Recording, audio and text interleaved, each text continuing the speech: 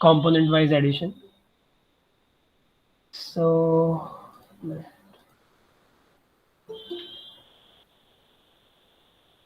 मेरी स्क्रीन दिख रही है सभी को?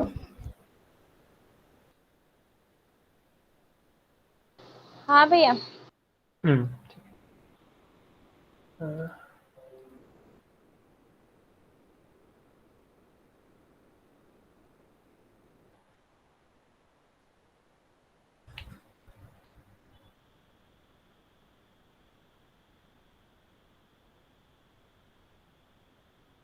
ओके, सो यस्टरडे हमने मेजरली क्वेश्चन ही किए थे। सिर्फ एडिशन ऑफ कंपोनेंट ही था मेजर पार्ट। तो किसी को कोई भी डाउट है इसमें?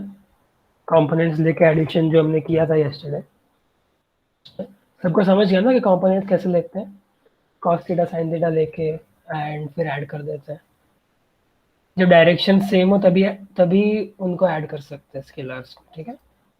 कि दोनों का डायरेक्शन सेम है इसीलिए इनको ऐड किया है। तो किसी को कोई भी डाउट है इसमें एडिशन ऑफ कंपोनेंट्स में? नहीं भैया। ठीक है, तो आज बस इसको ही कंटिन्यू करेंगे।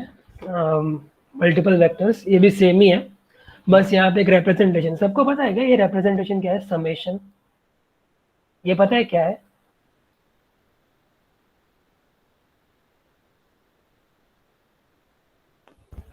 ये देखा है क्या तुम लोगों ने पहले?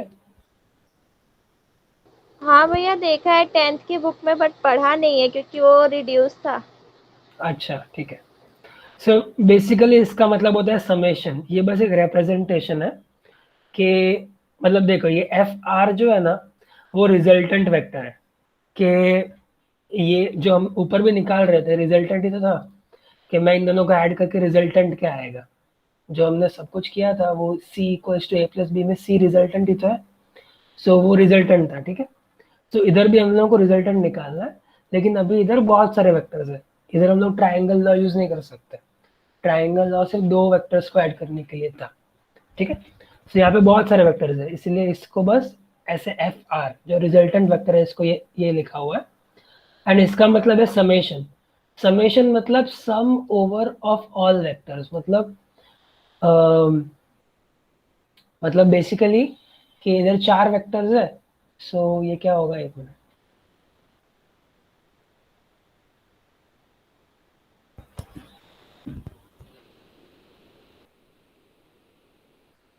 व्हाइट बोर्ड दिख रहा है ना सभी को? हाँ। सो बेसिकली ये हो जाएगा sum over of n equal to 1 से 4। मतलब ये 4 वेक्टर्स का सम है एफ एन।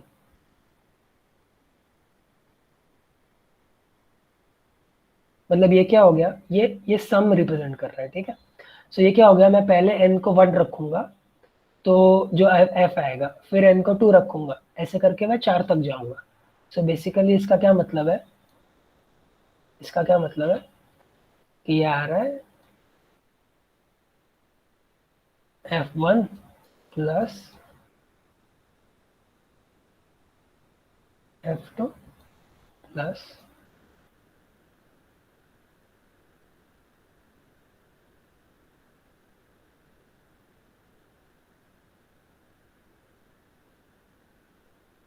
ठीक है? इसका ये मतलब है, ये जो मैंने लिखा है इसका ये मतलब है कि मैं n को पहले 1 रखूंगा, फिर 2 रखूंगा, 3 एंड फिर 4 तक जाऊंगा मैं। एंड इन सभी का मैं सम करूंगा क्योंकि इधर ऐसे समेशन है, इसको समेशन बोलते हैं, ठीक है? तो ये रिप्रेजेंट कर रहा है। एंड इसको मैं क्या बोल रहा हूँ, इसको मैं बोल रहा हूँ एफ आर, ये रिजल्टेंट ऑफ सारे वेक्टर्स का सम, ठीक है? जब हम लोग ऊपर भी C equal to A plus B कर रहे थे,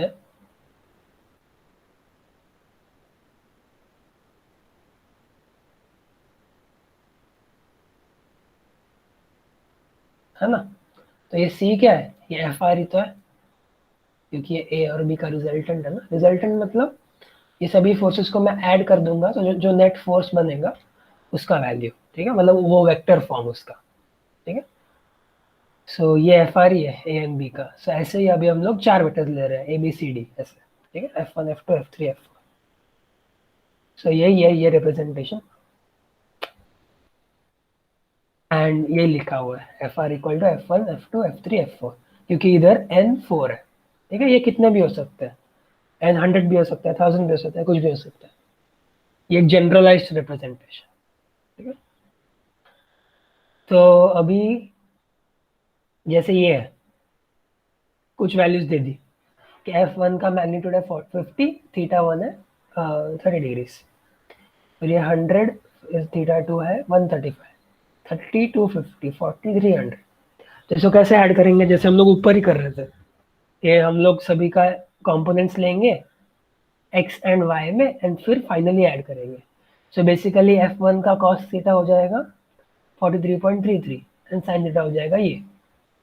तो ऐसे करते, ऐसे करके हम लोग सभी को ऐड करेंगे cos थीटा वालों को, क्योंकि वो सारे x एक्सिस पे होंगे, है ना, मतलब ये थीटा भी x एक्सिस के साथ ही है, ये सारे एंगल्स x एक्सिस के साथ है। ऐसे मत सोचना कि ये वाला एंगल है। रुको,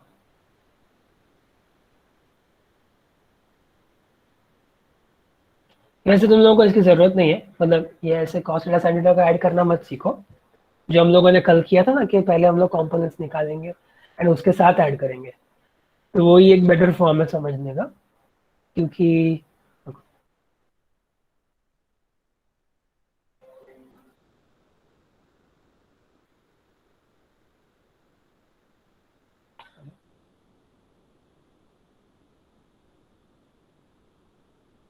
एक मिनट,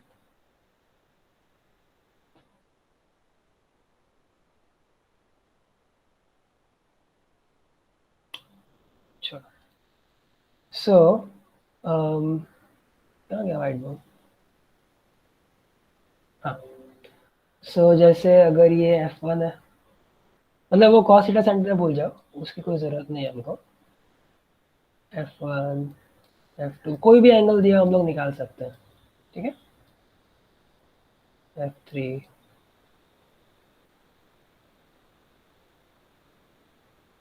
F4, मान लो कि ये है थीटा 1, ये है थीटा 2, ये है थीटा 3, ये है थीटा। तो कोई फर्क नहीं पड़ता हम लोगों को, x एक्सिस के साथ है y एक्सिस के साथ है, कोई फर्क नहीं पड़ना। हम लोगों को बस उसका कंपोनेंट लेना है एंड डायरेक्शन लेना है। तुम लोगों को अभी कंपोनेंट लेने में प्रॉब्लम हो रही हो तो फिर ट्रिग्नोमेट्री यूज कर लेना। ठीक है, कि ऐसे इसका प्रोजेक्शन बना दो, फिर ट्रिग्नोमेट्री से cos थीटा आ जाएगा एक्सेट्रा। ट्रिग्नोमेट्री से कर लो या फिर डायरेक्टली भी हो सकता है, जैसे भी तुम लोगों को अच्छा लगे। सो बेसिकली ये है x, ये है y। तो तो बेसिकली मैं इन सभी को ऐड करूंगा, तो फिर क्या होगा, पहले मैं x वालों को ऐड करूंगा, उसके बाद में y वालों को ऐड करूंगा। ठीक है, तो फिर मैं रिजल्टेंट का x कंपोनेंट लिख रहा हूँ। ठीक है, एफ आर, इसका मैं x कंपोनेंट लिख रहा हूँ, तो वो क्या हो जाएगा, ये F1 cos theta 1 x cap में, है ना, ये हो जाएगा F1 cos theta 1 x cap plus ये रहा। अभी F2 की बात करते हैं, तो F2 cos थीटा 2 तो y में है, इसलिए हम लोगों को इसका साइन थीटा लेना पड़ेगा। ठीक है, और ये माइनस एक्स में आएगा। सो F2 cos theta 2 minus x क्या, भैया साइन थीटा ना। अच्छा हाँ सॉरी साइन थीटा।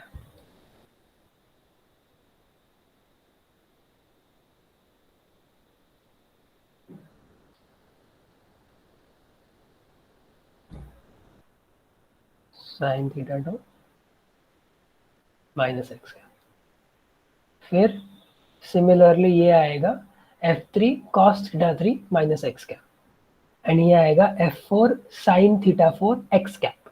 ठीक है, सो बेसिकली ऐसे आएगा x और सिमिलरली y। तो हम लोगों को कोई फर्क नहीं पड़ता कि कौन सा थीटा दिया हुआ है, हम लोग निकाल सकते हैं। ठीक है, तो इसमें कोई ज़रूरत नहीं है कि सारे कॉस थीटा वालों को ऐड करो, सारे साइन थीटा वालों को ऐड करो, कि गलत एग्जाम्पल है, मतलब ज़्यादा ध्यान मत देना इस पर, इसकी ज़रूरत नहीं है हमको। मतलब उन लोगों ने क्या किया कि ये वाला एंगल दिए हुए है, सो बेसिकली उन लोगों ने क्या किया हुआ है कि पहले इसको बोल दिया थीटा 1, फिर इसको बोल दिया थीटा 2, फिर ये है थीटा 3 एंड ये है थीटा 4। सो अभी क्या किया कि ये थीटा 1 है, तो फिर इसका कॉस थीटा साइन थीटा, ये भी थीटा 2 है, इसका भी कॉस थीटा साइन थीटा, फिर इसका भी कॉस थीटा साइन थीटा, इसका भी कॉस थीटा साइन थीटा। लेकिन हम लोगों को ऐसे करने की कोई ज़रूरत नहीं है, हम लोगों को तो नॉर्मली एंगल देख के पता चल जाता है कि क्या होना चाहिए। ठीक है, सो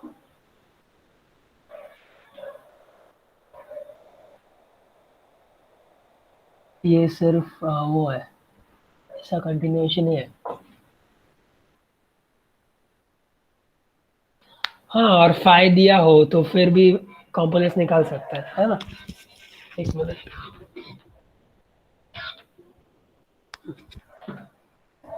तो ये भी कुछ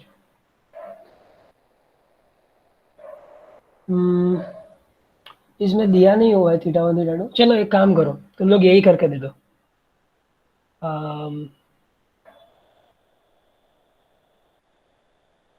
इसका ही निकाल दो। ये क्वेश्चन है, तुम लोग इसका FR(x) और FR(y) निकाल के मुझे बोलो। ठीक है, मैं दे रहा हूँ 3 मिनट्स, कर लो।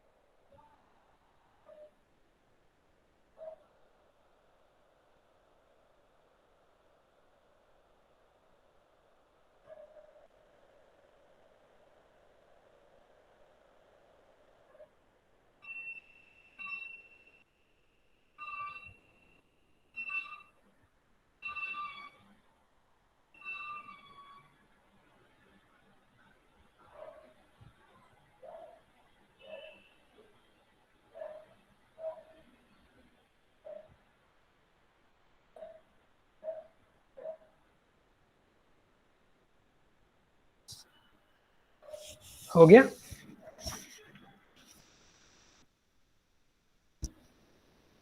नहीं भैया। अच्छा ठीक है, और 2 मिनट देता हूँ, कर लो।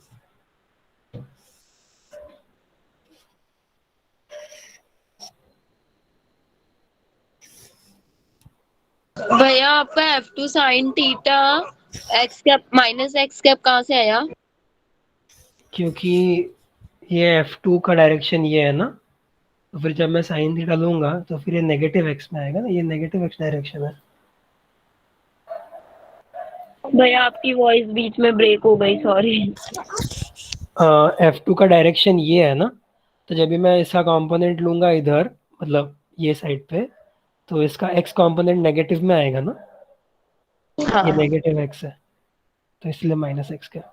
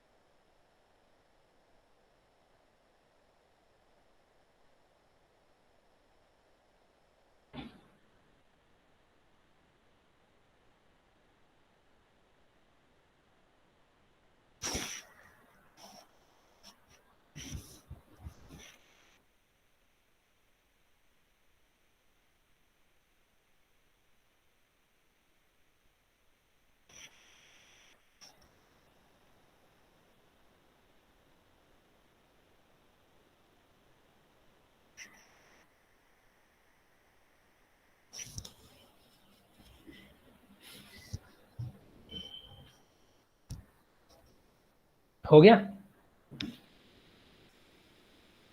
यस। ठीक है, तो किसी को कोई डाउट नहीं है क्या इसमें? कोई डाउट हो तो फिर मैं सॉल्व करके दिखा देता हूँ।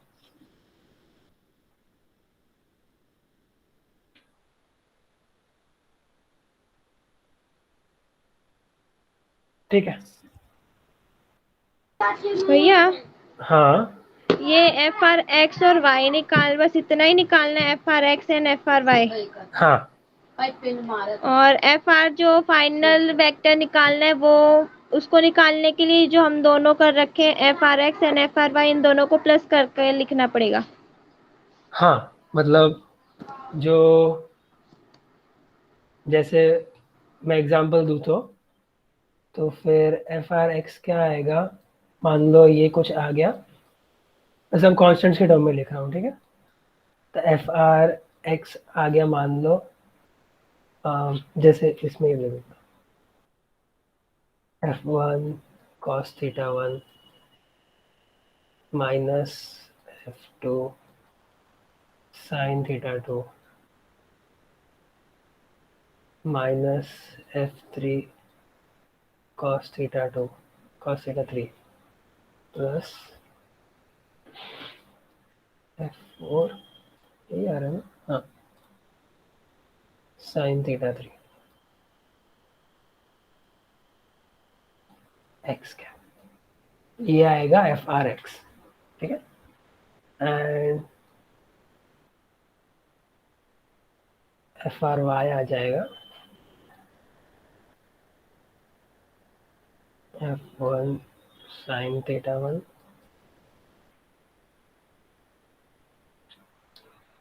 Plus F two cos theta two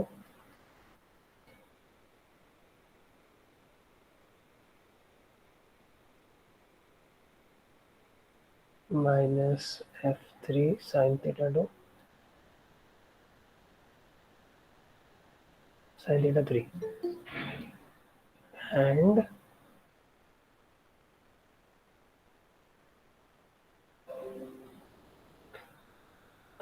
minus F four cos theta four minus F four cos theta four Y cap, ठीक है। एंड जो फाइनल आंसर होगा एफ आर का, सो बेसिकली एफ आर हो जाएगा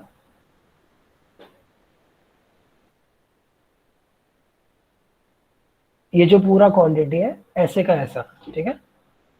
सो F one cos theta one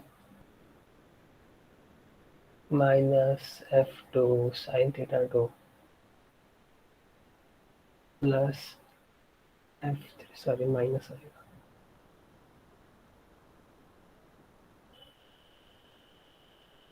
minus F three cos theta three plus F four sine theta four X cap and फिर plus ये जो दूसरा पूरा है वाई कैप, ठीक है। ये दूसरा पूरा क्या है, ये वाला। सो यही फाइनल आंसर होगा, ठीक है। इन ये दो ब्रैकेट वाली चीजों को ऐड नहीं करना, ये पूरा एक्स कैप प्लस ये पूरा वाई कैप, ठीक है। ये होगा फाइनल एफ आर। समझ में आ गया? मतलब ये डायरेक्शंस अलग अलग है ना, इसलिए इनके अंदर अंदर वाले ऐड नहीं होंगे। ये जो भी है ये आएगा एंड ये आएगा, ठीक है। हाँ भैया। हाँ, ओके। सो ठीक है, ये थोड़ा एडिशनल स्टफ है कि multiplication by 1 does not change a vector, वो तो ऑब्वियस है। फिर addition to the same side कुछ चेंज नहीं करता, ये भी सबको पता ही होगा कि मान लो कि मैंने लिख दिया कि c equal to a plus B लिख दिया, है ना। c equal to a plus B, तो मैंने दोनों साइड पे d वेक्टर ऐड कर दिया, तो ये इक्वेशन भी सही है, ये c plus D equal to a plus B, ये भी सही है क्योंकि c equal to a plus B तो पता है मुझे, है ना। तो ये d दोनों साइड पे ऐड करके कोई फर्क नहीं पड़ेगा, ठीक है। यही लिखा हुआ है इधर। Multiplication property of equality, multiply both equation by the same thing, ये भी सही है कि c equal to a plus B, तो फिर 2c equal to 2 times a plus B, तो ये भी सही है, ठीक है।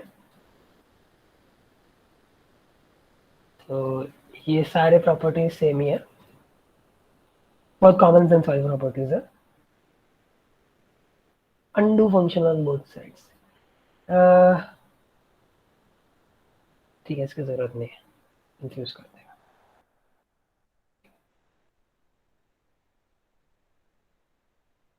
एंड इनवर्स फंक्शंस, सो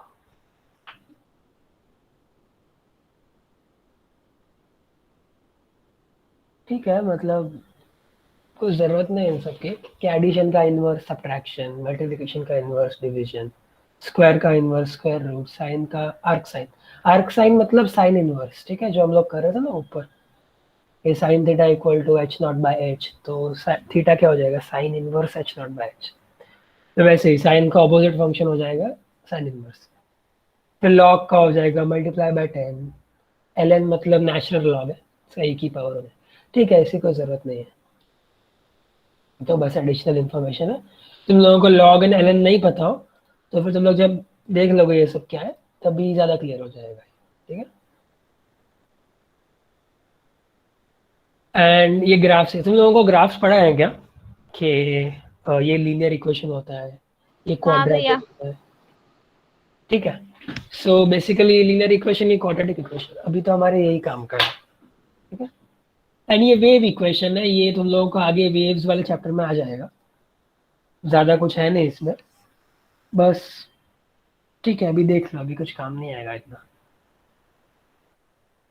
ठीक है। ये अलग अलग टाइप के इक्वेशन है, बहुत सारे होते हैं वैसे, ये बस 3 टाइप्स लिखे हुए हैं इधर।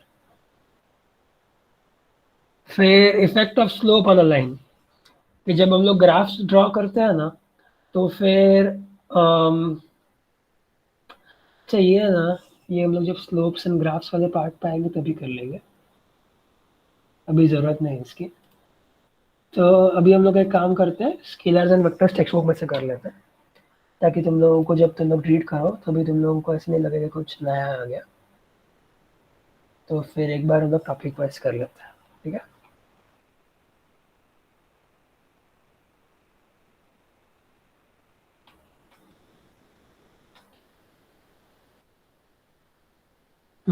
ठीक है। सो इंट्रोडक्शन, वेक्टर एनालिसिस, ठीक है, ये सब पढ़ लेना। फिर ये एक चीज़ है जीरो और नल वेक्टर, ये है वो वेक्टर जिसका मैग्नीट्यूड 0 है। सो ये कोई पॉइंट का नहीं है, इससे कोई मतलब नहीं है, लेकिन ठीक है, ये इसको ऐसे 0 बाहर से रिप्रेजेंट करता है कि ये एक नल वेक्टर है।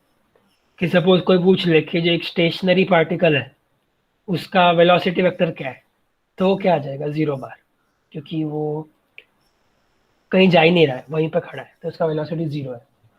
ये वेक्टर की एक स्पेशलिटी होती है कि नल वेक्टर को कोई डायरेक्शन की जरूरत नहीं होती है, क्योंकि ये 0 है, तो 0 का कोई डायरेक्शन स्पेसिफाई करने का कोई पॉइंट नहीं बनता। सो ये बहुत अजीब वेक्टर है, मतलब इसको वेक्टर भी क्लासिफाई नहीं करना चाहिए वैसे तो, लेकिन ठीक है, अभी जनरलिटी के लिए सब चाहिए होता है कि 0 को हम लोग स्केलर में रिप्रेजेंट करते हैं, तो फिर वेक्टर में भी कुछ तो होना चाहिए, तो इसीलिए डाला है इसको, ठीक है।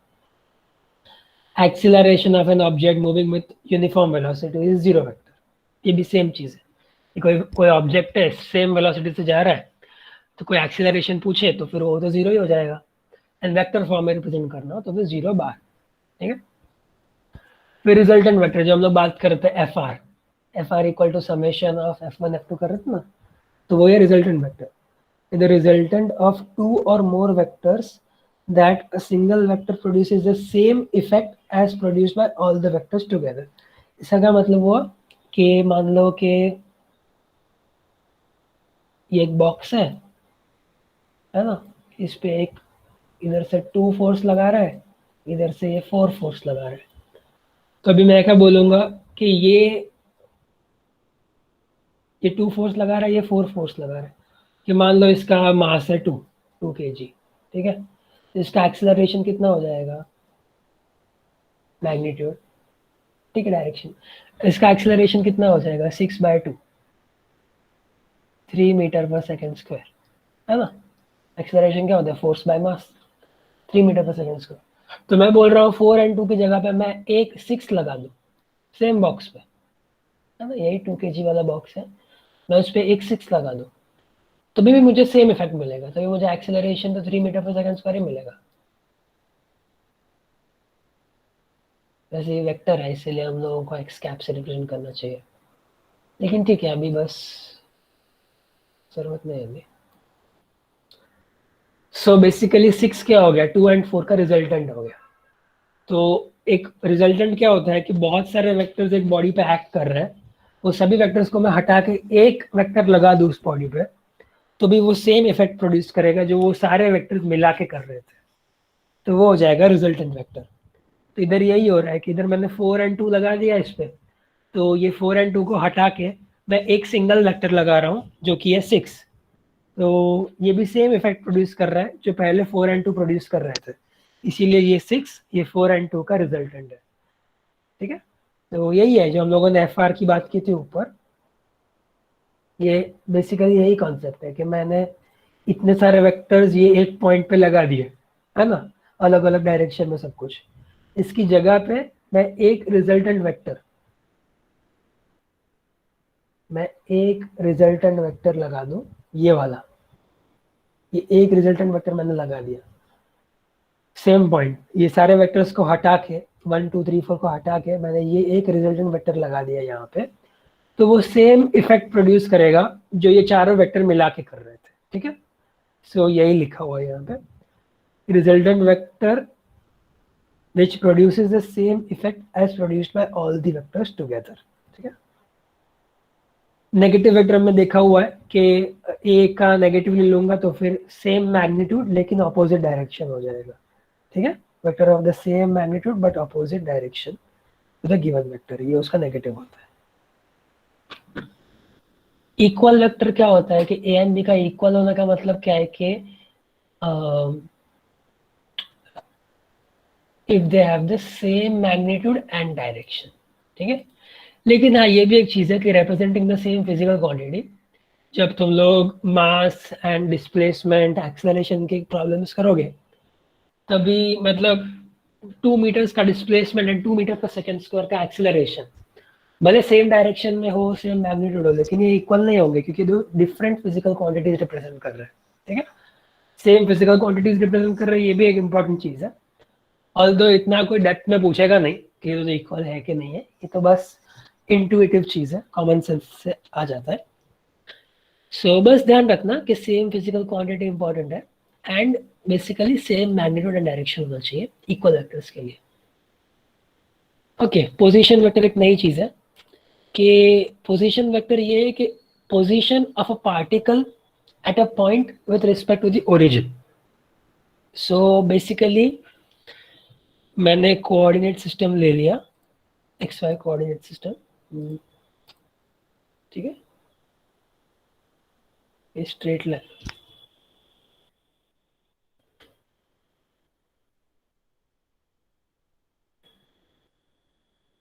तेरा एक्स तेरा वाई, है ना।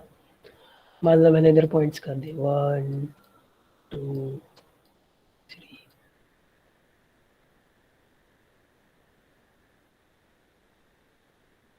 मैंने ये पॉइंट पूछ बोल दिया, ठीक है, ये ए, इससे कोऑर्डिनेट्स क्या होंगे 3,1, है ना। ये तो हम लोग कोऑर्डिनेट्स ग्राफ्स में सब करते हैं, 3,1 है इसका, 3 इन एक्स 1 इन वाई। अभी कोई पूछ ले कि इसका वेक्टर पोजीशन क्या है, पोजीशन वेक्टर, पोजीशन वेक्टर ये होता है कि ओरिजिन से इस पॉइंट पर मैं एक वेक्टर ड्रॉ कर लूँ, तो फिर मैं ए को कैसे रिप्रेजेंट करूँगा। तो बेसिकली ए का पोजीशन वेक्टर क्या हो जाएगा, ये हो जाएगा ए वेक्टर, जो कि हो जाएगा 3x cap plus 1y cap. 1y cap लिखो कि सिर्फ y कैप लिखो, एक ही चीज़ है, ठीक है, 1 से इतना कुछ फर्क नहीं पड़ता। तो 3x cap plus 1y cap, ये हो जाएगा इसका पोजीशन वेक्टर। तो ये क्या रिप्रेजेंट कर रहा है कि ये ए वेक्टर जो है ये 3 इन द x डायरेक्शन है and 1 in the y direction है, वही कोऑर्डिनेट से भी रिप्रेजेंट हो रहा है एंड वही वेक्टर फॉर्म में ऐसे रिप्रेजेंट होता है, ठीक है। इसका कोऑर्डिनेट 3,1 है, तो फिर इसका वेक्टर रिप्रेजेंट हो जाएगा 3x cap plus 1y cap. तुम लोगों को थोड़ा चेक करना हो कि ये सही है कि नहीं, तो इसका मैग्नीट्यूड निकाल लो। इसका मैग्नीट्यूड क्या आ जाएगा, under root of 10, under root of 10 आ जाएगा इसका मैग्नीट्यूड। मैग्नीट्यूड होता क्या है, लेंथ ऑफ द वेक्टर, ये length of the vector. And हम लोगों ने कोऑर्डिनेट्स में पढ़ा हुआ है कि distance of a point from the origin क्या होता है, under root of x square plus y square, है ना। सो ये भी क्या आ जाएगा, अंडर रूट 10। तो ये बस एक चेकिंग चीज़ है कि ये सही क्यों है, ऊपर और नीचे वाले दोनों का डायरेक्शन भी सेम है एंड मैग्नीट्यूड भी सेम है, इसीलिए, ठीक है। तो ये पोजीशन वेक्टर होता है कि मैं ए वेक्टर को ऐसे रिप्रेजेंट करता हूँ 3x cap plus 1y cap.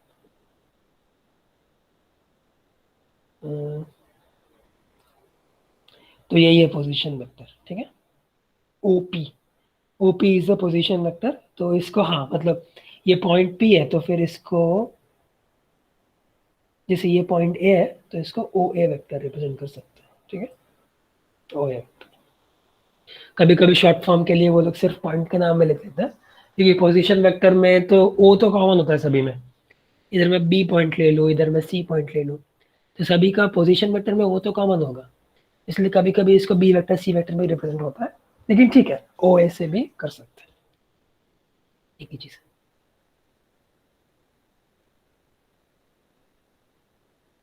सो ये पोजीशन वेक्टर है।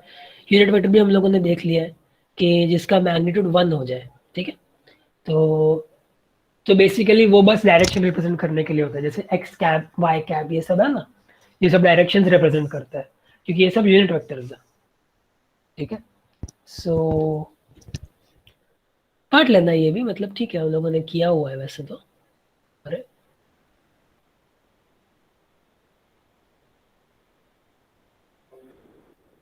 क्या हो गया,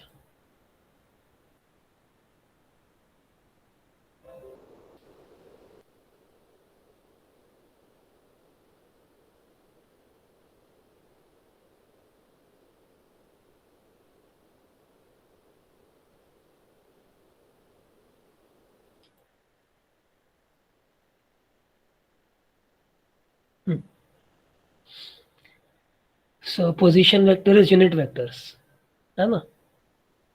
एंड ठीक है, यूनिट वेक्टर मतलब यही होता है कि जिसका मैग्नीट्यूड 1 हो जाए, तो फिर एक एम वेक्टर है तो उसको फिर मैं magnitude times unit vector represent कर सकता हूँ। तो यूनिट वेक्टर क्या हो जाएगा, magnitude by sorry vector by magnitude, ठीक है। यू कैप इसको कैप से रिप्रेजेंट करते हैं, इसके ऊपर एक कैप होता है, मतलब ये यूनिट वेक्टर है, ठीक है। तो इसका मैग्नीट्यूड 1 होता है, it has magnitude unity and has the same direction as that of m। तो जो इसका ओरिजिनल वेक्टर है इसके डायरेक्शन सेम होंगे, बस इसका मैग्नीट्यूड 1 हो जाएगा, ठीक है। We use i cap, J cap, के कैप, या फिर x cap, y cap, z cap, कुछ भी यूज कर सकते हैं, ठीक है। मतलब दोनों इंटरचेंजेबल है। Generally I cap, J cap, के कैप हम लोग मैथ्स में यूज करते हैं, एंड फिजिक्स में एक्स, वाई, जेड यूज करते हैं, लेकिन ठीक है इंटरचेंजेबल है। तो आई कैप बेसिकली एक्स डायरेक्शन में यूनिट वेक्टर होता है, जे कैप वाई डायरेक्शन में होता है, एंड के कैप जेड डायरेक्शन में होता है, ठीक है। सो बेसिकली हम लोग जो यहाँ पे कर रहे थे, यहाँ पे जो हम लोग कर रहे थे, तो यहाँ पे F R x x cap की जगह पे यहाँ पे आ जाएगा आई कैप, ठीक है। तो मैं आई जे के में रिप्रेजेंट करूँ तो फिर ये हो जाएगा सेम चीज, और ये आई कैप, और सिमिलरली इधर आ जाएगा जे कैप, ठीक है, वाई की जगह पे। जब हम लोग जेड में जाते हैं तभी के कैप आ जाता है, ठीक है। सो अच्छा, किसी को कोई भी डाउट है इधर तक टाइप्स ऑफ वेक्टर्स में एंड एवरीथिंग, कि यूनिट वेक्टर क्या होता है, पोजीशन वेक्टर, इक्वल वेक्टर, सबको समझ गया क्या ये सब? हाँ भैया समझ गया। ठीक है। सो अभी हम लोग आते हैं वेक्टर ऑपरेशंस पे, कि क्या क्या ऑपरेशंस हम लोग वेक्टर्स पे कर सकते हैं, ठीक है। जैसे एडिशन भी एक ऑपरेशन ही है, सो वैसे ही अलग अलग ऑपरेशन है। तो मल्टीप्लिकेशन बाय अ स्केलर, तो multiplication of a vector P bye scalar quantity yields another vector. Another vector क्यों बोल रहे हैं, क्योंकि उसका मैग्नीट्यूड डिफरेंट है, ठीक है। डायरेक्शन सेम होगा लेकिन मैग्नीट्यूड डिफरेंट होगा। तो जैसे मैंने पी वेक्टर ले लिया, उस पर स्केलर मल्टीप्लाई कर दिया एस, एंड मैंने इस नए वेक्टर को बोल दिया क्यू, ठीक है। So Q will be a vector whose direction is the same as that of P and magnitude is S times the magnitude of P, ठीक है। तो Q equal to S P है,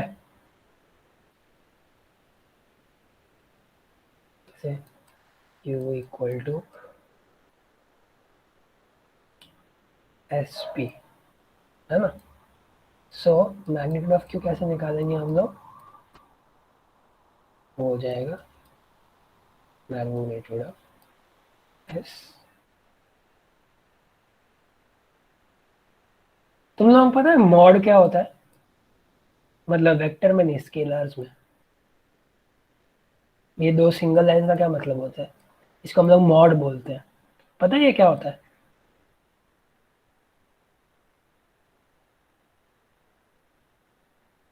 hello, ये देखा है तुम लोगों ने पहले स्केलर्स में, मैथ्स में कहीं पे? मैथ्स में देखा है।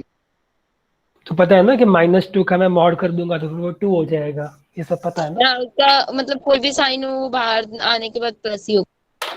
हाँ हाँ, बस वही होता है मॉड, ठीक है। तो फिर ये मैग्नीट्यूड ऑफ क्यू क्या हो जाएगा, magnitude of S times magnitude of P. तो ये एस -2 भी हो सकता है, तो फिर मैग्नीट्यूड ऑफ क्यू नेगेटिव नहीं आ जाएगा, ये 2 टाइम्स मैग्नीट्यूड ऑफ पी हो जाएगा, ठीक है। तो यही होता है मॉड। सो ऐसे आएगा मैग्नीट्यूड। फिर addition and subtraction of vectors, ये तो हमने किया हुआ है, ये तो ट्रायंगल लॉ है ये तो। एंड अगर ये सेम डायरेक्शन में होते हैं, if the vectors are in the same direction, तो फिर हम लोग सीधा मैग्नीट्यूड भी ऐड कर सकते हैं। ऑल्दो ये करने की कोई ज़रूरत नहीं है, ये तो सिंपली वेक्टर कंपोनेंट्स में ऐड करके देख सकते हैं, लेकिन अदरवाइज भी देखना हो तो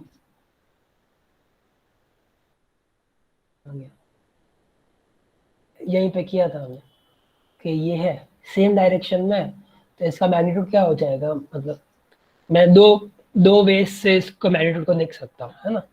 या तो मैं पहले पूरा वेक्टर ही निकाल दूँ कि ये F1 है, ठीक है, ये F1 है, ये F2 है, ठीक है। तो फिर इधर FR क्या हो जाएगा,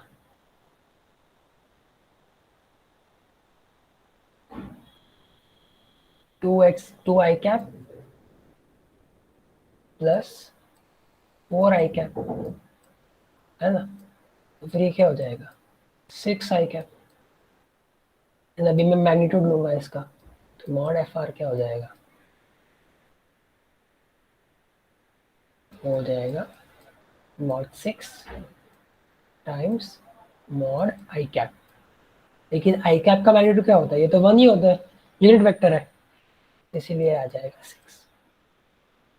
दूसरा वे क्या है, ये दोनों सेम डायरेक्शन में है, तो फिर मैं डायरेक्टली लिख सकता हूँ कि मॉड एफ आर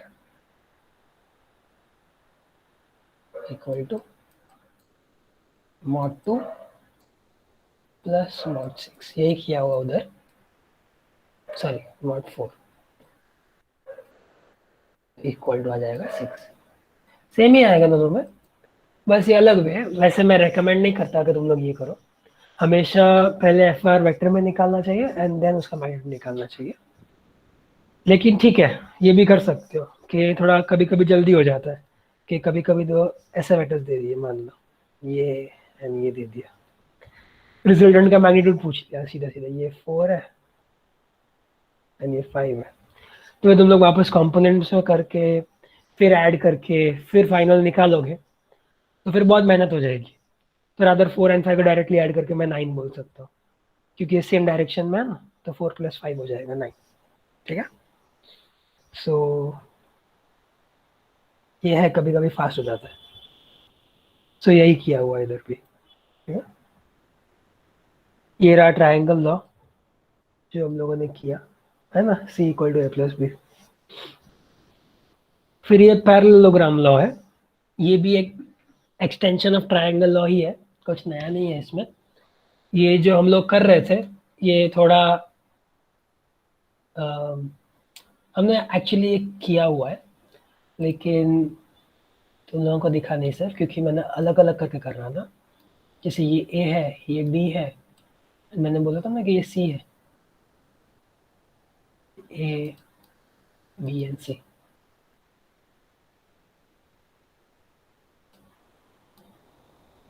फिर मैंने बोला था कि हम लोग एक अलग मेथड से भी ऐड कर सकते हैं कि मैं इसका हेड ले लूँ, इसका टेल ले लूँ,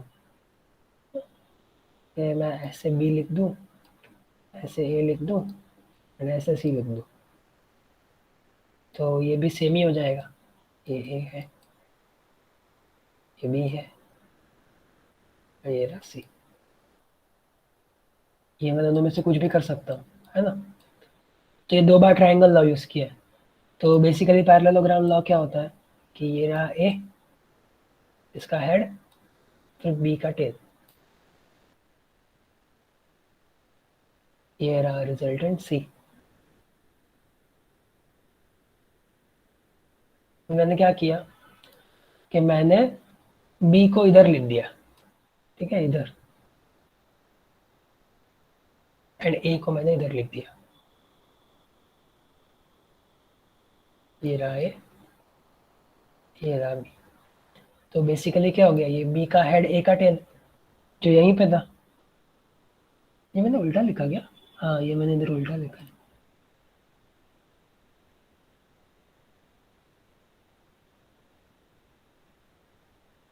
ये B है एंड ये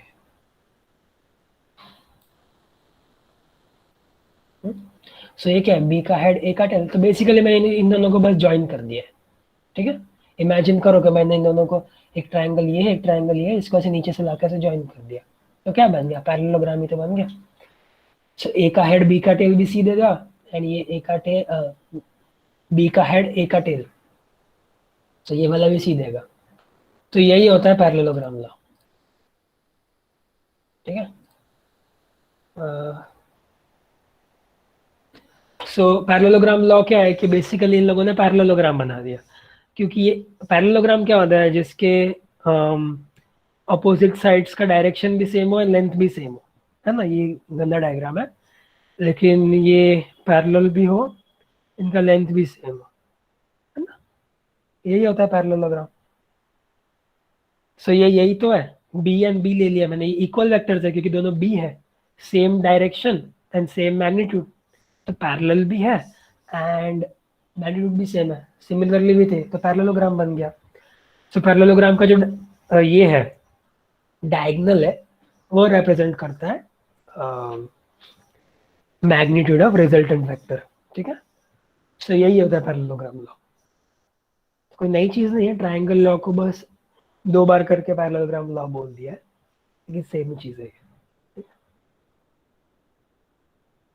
एंड फिर वेक्टर एडिशन इज एसोसिएटिव, कि मैं a प्लस बी प्लस सी करूंगा, इसको मैं a प्लस बी प्लस सी लिख सकता हूँ। तो ये बहुत सारे मेथड्स होते हैं इसको प्रूव करने के। ये वन ऑफ द मेथड्स है कि जैसे ये रहा a एंड ये रहा b, है ना, ये रहा a प्लस बी, फिर ये रहा c, ठीक है। तो उन लोग ध्यान दोगे तो फिर इधर ही समझ जाओगे, अदरवाइज तुम लोग एक बार खुद से भी करके देख लो तो ज़्यादा समझ में आ जाएगा, बहुत ईजी है। सो बेसिकली मैं ये इक्वालिटी प्रूव कर रहा हूँ, ठीक है। तो ये रहा a, ये रहा b एंड ये रहा a प्लस बी, है ना। एंड नाउ मुझे a प्लस बी में c ऐड करना है, ये रहा c। सो मैं क्या करूँगा कि a प्लस बी में c ऐड करूँगा, तो फिर ये भी हेड एंड टेल है, तो ये रहा ट्राइंगल लॉ यूज कर रहा हूँ मैं, ठीक है। ये रहा रिजल्टेंट, ये r लेफ्ट हैंड साइड का आ गया। अभी राइट हैंड साइड की बात करते हैं, a प्लस बी प्लस सी, ठीक है। तो b प्लस सी क्या हो जाएगा, ये रहा b, ये रहा c, तो ये रहा b प्लस सी, है ना। ये डायगोनल, क्योंकि ये हेड है ये टेल है, तो फिर ये रहा b प्लस सी, है ना। And a plus B plus C करना है, तो फिर ये रहा a, ये रहा b प्लस सी, तो a प्लस बी प्लस सी क्या हो जाएगा, वापस triangle law r, same r आ गया लेफ्ट में भी एंड राइट में, इसीलिए ये दोनों इक्वल है, ठीक है। बहुत इजी है ये, तुम लोगों को अभी थोड़ा इतना नहीं समझ में आया हो तो फिर एक बार खुद से ट्राई कर लेना, दिख जाएगा कि मैं 2-3 बार ट्राइंगल लॉ लगाऊंगा तो फिर ये इक्वल आ जाएगा, ठीक है। एंड सो ये तो बस एक एक्सरसाइज है कि AC in terms of AB and CB हमने किया हुआ है, AC in terms of AB and CB, ठीक है। ये कर लेना, सॉल्यूशन भी है इधर, ठीक है, इजी है। From the following figure determine the resultant of the 4 forces. ये भी तुम लोग कर सकते हो, वैसे तो ट्राइंगल लॉ यूज करके भी कर सकते हो, या फिर डायरेक्टली वो पॉलीगॉन लॉ यूज करके भी कर सकते हो। पता है मैंने बोला था कि साइक्लिक में सारे करूंगा तो फिर 0 हो जाएगा, तो फिर A3 plus A4 minus A5 plus A1 plus A2। So basically इधर से चालू कर दे, A1 plus A2 plus A3 plus A4 minus A5 equal to 0। तो बेसिकली क्या आ गया, A1 plus A2 plus A3 plus A4 क्या आ गया, A5 तो आ गया, है ना इसमें। सो सॉल्यूशन भी है इधर, इन लोगों ने ट्राइंगल लॉ यूज किया है बहुत सारी बार, लेकिन देखो finally A1 plus A2 plus A3 plus A4 ही आ गया, ये A5 सेम ही आया, बस मैंने जो बोला था उससे जल्दी आ जाएगा। तो इसीलिए साइक्लिक प्रॉपर्टीज सब पता हो तो अच्छी बात है, ठीक है। सो ये था ये। फिर ये law of parallelogram of vectors है, तो ये थोड़ा ज़्यादा पैरेललोग्राम क्यों यूज़ करते हैं, मतलब ट्राइंगल लॉ इतना यूज़ नहीं करते, ऑल्दो पैरेललोग्राम सिर्फ एक एक्सटेंशन ऑफ ट्राइंगल लॉ ही है, लेकिन ये पैरेललोग्राम को इसलिए यूज़ करते हैं क्योंकि इससे थीटा एंड सारे एंगल्स जो है ना वो अच्छे से आ जाते हैं। जो ये सब एंगल्स है ना वो इजीली हम लोग डिटरमाइन कर सकते हैं अगर हम लोग इसको पैरेललोग्राम जैसे सोच ले। सो ये एंगल्स कैसे रिप्रेजेंट करते हैं कि मतलब बेसिकली बहुत सारा मैथ्स किया है इन लोगों ने ये डेरिवेशन है पूरा इसका कि ये सारे एंगल्स कैसे आते हैं और इनकी वैल्यूज क्या होती है, ठीक है। सो ये एक पैरेललोग्राम है, उसकी 2-3 प्रॉपर्टीज ले ली एंड उसको यूज किया है। तो मैं इसको समझाने नहीं बैठूंगा अभी, तुम लोग पहले इसको रीड कर लो कि ये डेरिवेशन कैसे आया है, ध्यान से कर लेना, वैसे बहुत इजी है, ज़्यादातर जगह पे लोगों ने पाइथागोरस यूज़ किया है, जैसे ये OCDC, ये इधर पाइथागोरस यूज़ कर दिया, उधर पाइथागोरस यूज़ कर दिया, इस बड़े वाले पे यही सब किया इन लोगों ने मेजॉरिटी टाइम्स। तो ये बहुत इजी है and basically tan alpha and tan theta की वैल्यू दिखा दी है, alpha in terms of theta, ठीक है, ताकि तुम लोगों को कभी कोई डायरेक्टली अल्फा पूछ ले तो फिर इजी हो जाएगा। ऑल्दो इसकी कभी ज़रूरत नहीं पड़ेगी, हम लोग डायरेक्टली भी निकाल सकते हैं, इसकी कभी ज़रूरत नहीं पड़ती है, लेकिन ये डेरिवेशन है तुम लोगों के सिलेबस में, तो फिर एक बार देख लो, ठीक है। और डेरिवेशन में कुछ भी समझ में नहीं आया तो फिर मुझे नेक्स्ट क्लास में पूछ लेना। डेरिवेशन ईजी है वैसे तो, लेकिन थोड़ा लेंथी है, बहुत सारा मैथ्स यूज होता है इसमें, तो थोड़ा कंफ्यूजन हो सकता है, इसलिए अगर डेरिवेशन समझ में नहीं है तो फिर मुझे नेक्स्ट क्लास में पूछ लेना, ठीक है। एंड तो ये भी एक क्वेश्चन है। चलो एक काम करो, चलो ये सॉल्व करने की ट्राई कर लो अभी, तो समझ जाएगा कि डेरिवेशन का यूज़ है कि नहीं। सॉल्व कर लो अभी, अगर नहीं हुआ तो फिर मैं सॉल्व करके दिखा दूंगा, ठीक है। 5 मिनट्स दे रहा हूँ, सॉल्व कर लो ये 2.3 ये वाला क्वेश्चन। थोड़ा जूम करो।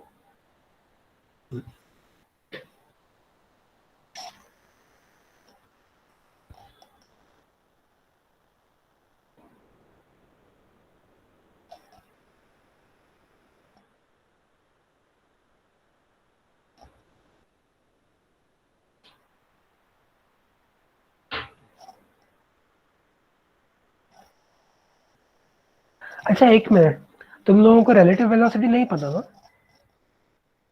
क्या भैया? रिलेटिव वेलोसिटी पता है क्या, क्या होता है?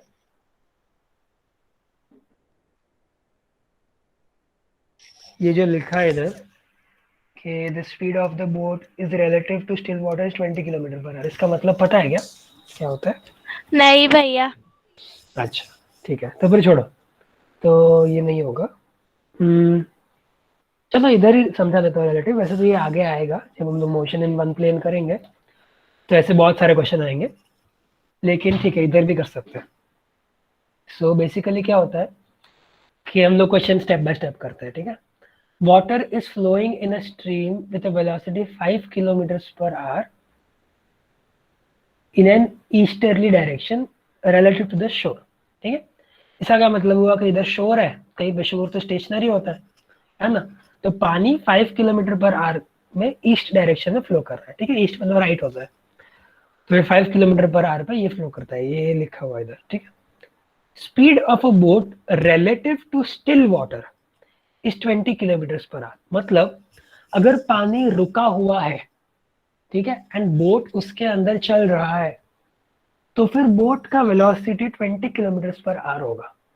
तो रिलेटिव टू स्टिल वाटर का क्या मतलब हुआ कि जब पानी रुका हुआ है तब बोट का वेलोसिटी 20 किलोमीटर पर आवर होगा, लेकिन जब वो चल रहा है तो फिर उसका वेलोसिटी चेंज हो जाएगा। जैसे मान लो कि पानी रुका हुआ है, ठीक है, एंड बोट जा रहा है 20 से, एंड एक आदमी इधर खड़ा है शोर पे, ठीक है, एक आदमी इधर खड़ा है शोर पे। तो बेसिकली रिलेटिव क्या होता है कि हम लोग उस बॉडी में किसी आदमी को डाल देते हैं, ठीक है। ये पानी है, चलो शोर पे नहीं खड़ा ये आदमी, एक आदमी पानी में है, ठीक है, ये आदमी पानी में है, स्टिल पानी में है, ठीक है, ये मूव नहीं कर रहा, ये पानी के अंदर है, एंड ये रहा बोट। तो जब पानी रुका हुआ है, ठीक है, तभी ये बोट 20 किलोमीटर पर आवर से जा रहा है। इसका क्या मतलब हुआ कि ये आदमी जब इस बोट को देखेगा तो इसको लगेगा कि बोट 20 किलोमीटर पर आवर से आगे जा रहा है, ठीक है, इसको इसका स्पीड 20 किलोमीटर पर आवर लगेगा, ठीक है। तो इसका मतलब होता है कि boat is moving with velocity 20 kilometre per hour relative to still water, ठीक है। जब पानी रुका हुआ है तब इसको लग रहा है कि 20 किलोमीटर पर आवर से जा रहा है, ठीक है। सो अभी तो इतना ही काम है हम लोगों को, इसलिए मैं मूविंग पे नहीं जाऊंगा, अभी स्टिल वाटर की बात कर रहे हैं हम लोग। तो जब ये पानी रुका हुआ है तब ये 20 किलोमीटर पर आवर से जा रहा है। सो बेसिकली ये 20 किलोमीटर पर आवर बोट का वेलोसिटी है कि बोट इतने स्पीड से जा सकता है, ठीक है। अभी मान लो कि पानी मूव कर रहा है, अभी मैं एक आदमी को शोर पे भी ले लेता हूँ, ठीक है। जब पानी रुका हुआ है तो इसको भी 20 दिख रहा है, इसको भी 20 दिख रहा है ना। फिर मान लो कि पानी 5 किलोमीटर पर आवर से आगे जा रहा है, ठीक है। तो अब क्या होगा कि ये आदमी भी 5 से आगे जा रहा है, लेकिन ये बोट 20 तो खुद का स्पीड है एंड पानी और 5 ऐड कर रहा है। तो बेसिकली क्या होगा, ये शोर पे खड़ा है, तो इसको बोट का स्पीड 25 दिखेगा एंड इसको अभी भी 20 दिखेगा। क्यों? क्योंकि ये खुद 5 से जा रहा है और ये बोट अभी 20 से जा रहा है एंड पानी इसको और 5 ऐड कर रहा है। तो क्योंकि ये 20 से जा रहा है एंड पानी 5 ऐड कर रहा है, इसीलिए इसको 25 दिखेगा। और ये खुद भी 5 से जा रहा है तो इसको तो 20 दिखेगा क्योंकि ये खुद पानी में है। ये समझा सभी को कि ये 20 कैसे आया, ये 25 कैसे आया? ये शोर पे खड़ा है, ठीक है, ये स्टेशनरी है एंड ये मूव कर रहा है पानी के अंदर, मतलब पानी मूव कर रहा है, ठीक है। ये समझा सभी को ये 20 कैसे आया, 25 कैसे आया? हाँ, ठीक है। तो बेसिकली अभी मैं बोलूंगा कि the velocity of the boat relative to water, मतलब मैन इन वाटर नहीं बोलूंगा क्योंकि ये तो हम लोगों ने ऐड किया है, लेकिन रिलेटिव टू वाटर बोलूंगा। तो velocity of boat relative to water क्या होगा? 20 होगा। लेकिन velocity of boat relative to shore क्या हो जाएगा? 25। तो रिलेटिव टू के बाद जो भी आता है वो वहां पे हम लोगों को एक आदमी डाल दे देगा। तो बेसिकली वो आदमी जो देखेगा वो हम लोगों का आंसर हो जाएगा, ठीक है। तो रिलेटिव टू वाटर मतलब वाटर के अंदर एक आदमी को डाल दो, फिर वो आदमी जो भी देखेगा वो हमारा आंसर हो जाएगा। रिलेटिव टू शोर मतलब वो शोर पे एक आदमी को खड़ा कर दो, वो आदमी जो भी देखेगा वो हमारा आंसर हो जाएगा। सो इस क्वेश्चन में क्या चल रहा है कि water is flowing in a stream with a velocity 5 kilometre per hour in an easterly direction relative to the shore, मतलब शोर पे एक आदमी को खड़ा कर दो, वो क्या देखेगा? वो देखेगा कि पानी 5 किलोमीटर पर आवर से ईस्ट में जा रहा है, ठीक है। Speed of a boat is relative to still water at 20 kilometre per hour, मतलब स्टिल वाटर के अंदर एक आदमी को डाल दो, वो क्या देखेगा कि स्पीड ऑफ द बोट क्या है? 20 है, ठीक है। अभी क्या किया है कि if the boat enters the stream heading north, मतलब अभी क्या हो गया कि स्ट्रीम तो ईस्ट में जा रहा है लेकिन बोट अभी नॉर्थ में जा रहा है, ठीक है। तो अभी बोट का वेलोसिटी नॉर्थ में 20। With what velocity will the boat actually travel? तो एक्चुअली ट्रैवल का क्या मतलब हुआ कि अभी मैं वापस शोर पे आ गया, ठीक है।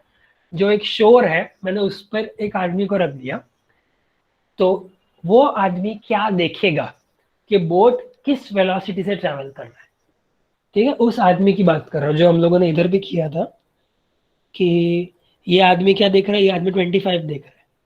तो ये कब है? जब 20 भी इस साइड पे, 25 भी इस साइड पे। लेकिन अभी मैंने क्या कर दिया, मैंने 20 ये साइड कर दिया, ये रहा 20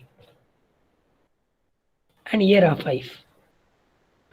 अभी मैंने ये शोर ले लिया, इस पे एक आदमी को खड़ा कर दिया, अभी इसको पूछा कि अभी तुझे क्या दिख रहा है कि बोट किस वेलोसिटी से जा रहा है? तो अभी इसको क्या दिखेगा? इसको रिजल्टेंट वेलोसिटी दिखेगा, है ना, एफ आर दिखेगा इसको।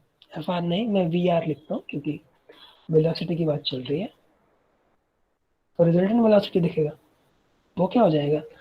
ये तो v1 है जो बोट का वेलोसिटी है, तो vb लिख देते हैं इसको, बोट का वेलोसिटी, एंड ये v वाटर है, वाटर का वेलोसिटी। तो ये क्या है? रिजल्टेंट वेलोसिटी क्या है? vb plus v water. वैसे इसको स्ट्रीम लिखना चाहिए, वाटर नहीं लिखना चाहिए, लेकिन ठीक है, इतना फर्क नहीं पड़ता। इस v वाटर। सो अभी कर लो ऐड इसको। तो ये vb क्या है? ये तो 20 y कैप है, इसको y इसको x मान लो, है ना। ये रहा y, ये रहा x। तो ये क्या है? ये 20 y कैप है और ये 5 x कैप है। तो ये वी आर क्या आ जाएगा? वी आर हो जाएगा 5x cap plus 20 y cap, ठीक है। ये हो गया वी आर, खत्म। अभी इसका मैग्नीट्यूड पूछा है, तो मैग्नीट्यूड कैसे निकालते हैं वेक्टर का? अंडर रूट ऑफ इसका स्क्वायर प्लस इसका स्क्वायर प्लस कॉस थीटा। लेकिन एक्स एंड वाई तो ये है, क्या बोलते हैं, परपेंडिकुलर वेक्टर्स है ना। तो फिर इसका मैग्नीट्यूड क्या हो गया? अंडर रूट ऑफ इसका स्क्वायर प्लस इसका स्क्वायर, तो अंडर रूट ऑफ 20 का स्क्वायर 5 का स्क्वायर 425 रूट ओवर ऑफ। ये हो गया answer. with what velocity will the boat actually travel. ये रहा रिजल्टेंट 20 का स्क्वायर प्लस 5 का स्क्वायर 425. ठीक है, अभी डायरेक्शन भी निकालना होगा, तो इसका क्या डायरेक्शन हो जाएगा, तो ये हो जाएगा मतलब नॉर्थ के रिलेटिव डायरेक्शन निकाल रहे हैं, ठीक है. तो फिर ये रहा अल्फा, ये रहा रिजल्ट. नहीं देखो ट्रायंगल लॉ यूज किया है ना. ये वी बी है, वी डब्ल्यू है, मैंने ये लिखा है, तो वी रिजल्टेंट क्या है, ट्रायंगल लॉ लगाओ, ये रहा वी रिजल्टेंट, है ना. सब कुछ ट्रायंगल लॉ से ही आता है हमारे इधर. तो ये रहा वी रिजल्टेंट. अब इसका डायरेक्शन कैसे स्पेसिफाई करेंगे, इसके लिए हम लोगों का एंगल चाहिए, एंगल अल्फा. ये अल्फा क्या है, ये 5 है ना, ये 5 है, ये 20 है. तो अल्फा क्या है, मतलब अल्फा नहीं, चलो टेन अल्फा बोलते हैं. टेन अल्फा क्या है, 5/20. तो अल्फा क्या हो जाएगा, टेन इनवर्स 5/20. तो हम लोग क्या बोलेंगे, फाइनल आंसर जो इस आदमी को क्या दिखेगा, इस आदमी को दिखेगा कि ये boat under root of 425 metre पर सेकेंड की वेलोसिटी से जा रहा है and angle alpha with respect to the north, मतलब angle alpha east of north. ठीक है, क्योंकि ये ईस्ट है, ये नॉर्थ है. उसको क्या दिखेगा कि ये जाएगा इतना angle east of north with इतना वेलोसिटी. ठीक है, तो ये हो जाएगा हम लोगों का फाइनल आंसर.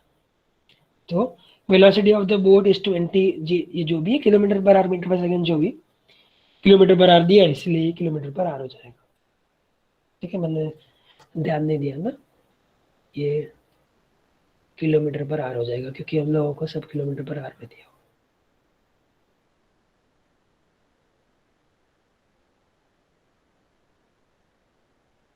So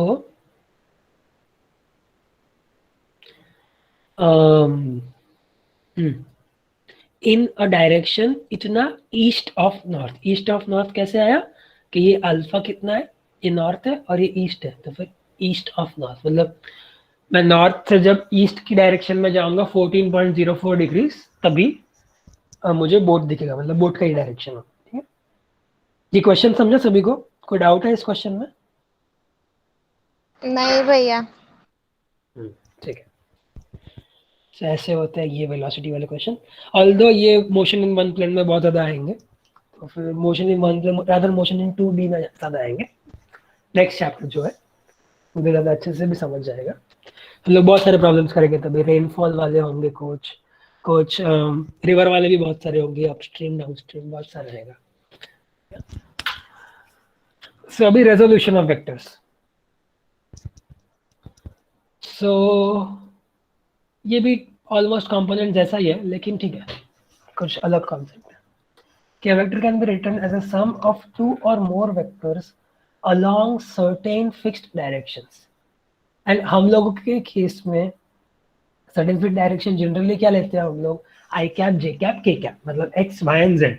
मतलब एक वेक्टर को मैं एक्स वाई एंड जेड के टर्म्स में रिप्रेजेंट करता हूँ हमेशा, है ना. यहाँ पे इन लोगों ने जनरल लेने के लिए alpha cap, beta cap, gamma cap ले लिया. ठीक है, and these are unit vectors along chosen directions, ये along the 3 directions alpha cap, beta cap, gamma cap. ठीक है, so the process of splitting a given vector into its components is the resolution of the vector. so मैं एक vector को 3 components में कैसे तोड़ रहा हूँ, वो रेजोल्यूशन ऑफ वेक्टर से आता है. ठीक है, अरे यार ये क्या हो रहा है बार बार.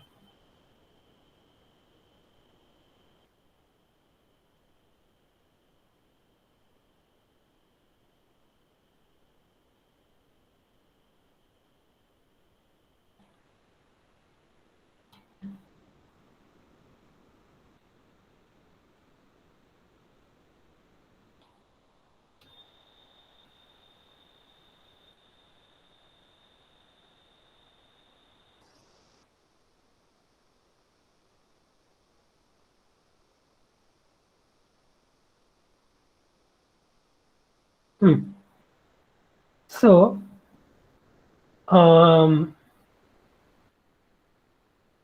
सो जो हम लोग मतलब ये डायरेक्शंस तो कोई भी एंगल्स पे हो सकते हैं जब रेजोल्यूशन की बात करें, मतलब alpha cap beta cap gamma cap कोई भी डायरेक्शन में हो सकते हैं कुछ भी एंगल पे।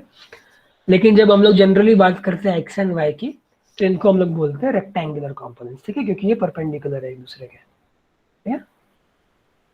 सो ये तो बस दिखाया है कि let us see how to find rectangular components, जो हमने बहुत डिटेल में किया हुआ है, कि इन लोगों ने पूरा क्या बोलते हैं ट्रिग्नोमेट्री से अच्छे से एक्सप्लेन भी किया और जो हमने क्लास में भी किया है।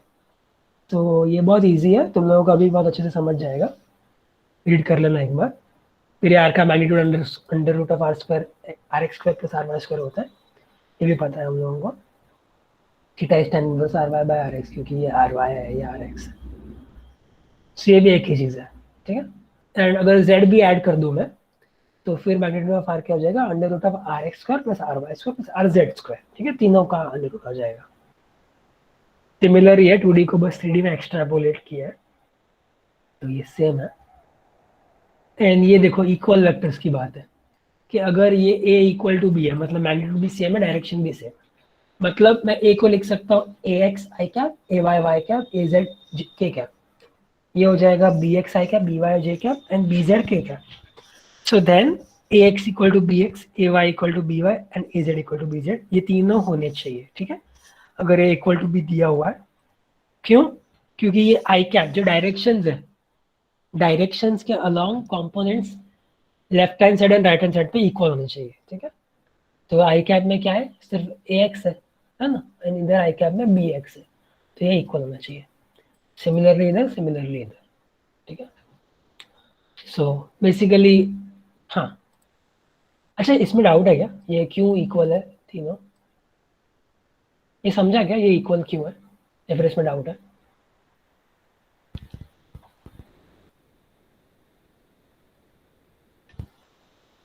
भैया एक बार फिर से एक्सप्लेन कर दो ना। हाँ ठीक है। सो बेसिकली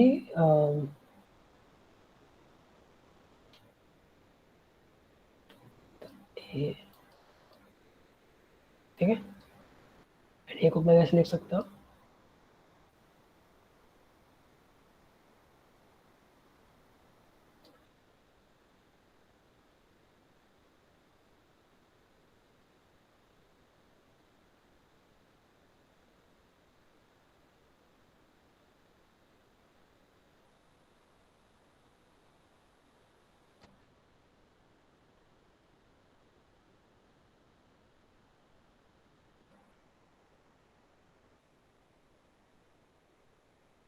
ठीक है, ये रहा ए एंड ये रहा बी, ठीक है, मैंने बस इसको ऐसे एक्सपांड कर दिया।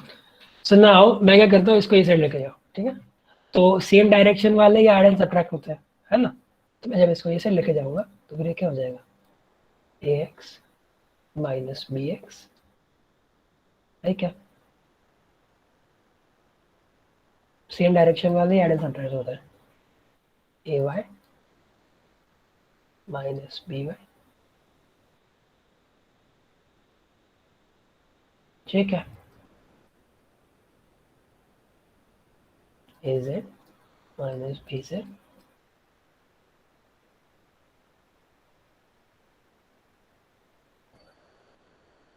ठीक है, सही है, सेम डायरेक्शन वाला ही ऐड एंड सब्ट्रैक्ट होता है। एंड ये फाइनल आंसर है। अभी अगर इसको जीरो होना है, मतलब इसको भी जीरो होना पड़ेगा, इसको भी जीरो होना पड़ेगा, इसको भी जीरो होना पड़ेगा, है ना। मान लो ये दोनों जीरो है, ये जीरो नहीं है, तो फिर ये नेट जीरो नहीं होगा, लेकिन इस टाइप पे तो जीरो वेक्टर है, इसलिए तीनों को जीरो होना पड़ेगा। तो इसीलिए हम लोगों को आता है A X equal to B X, A Y equal to B Y and A Z equal to B Z, ठीक है, समझ हाँ गए? भैया, हाँ। ठीक, सो ऐसे आता है ये। सो चलो ये एक छोटा, ये तो कुछ नहीं है, find the unit vector in the direction of the vector this, तो क्या करना है, डायरेक्शन सेम रखना है, मतलब तो बेसिकली इसको बस मैग्नीट्यूड से डिवाइड करना है, तो v इज ये एंड ये रहा मॉड v क्या आ जाएगा 5 under root of 3 square plus 4 square. तो ठीक है, ये देख लेना एक बार, मतलब ये बहुत इजी है, तुम लोगों का आ जाएगा। सो ये जो भी एग्जाम्पल्स है ना, ये सब देख लेना। एंड मतलब बहुत ईजी है सारे एग्जाम्पल्स इसमें।